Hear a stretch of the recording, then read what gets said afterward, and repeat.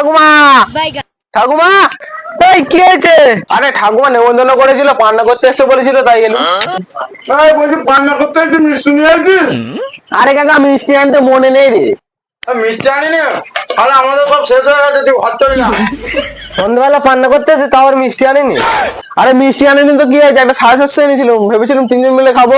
তোরা বলছি শেষ হয়ে গেছে, তাহলে চলেই যাই। এই করেছিস কি? বস বস বস বস বস। আরে পরিচিত করে 750 এনেছি, তাহলে বস তুই যাচ্ছিস কোথায়?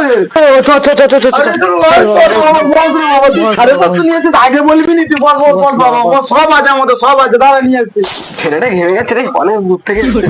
ওই হলো রে, নিয়ে আয় তাড়াতাড়ি। আরে শালা এ এখন ফোন করেছে কেন রে? হ্যালো। বিদ্যা মদ দোকান বন্ধ আছে।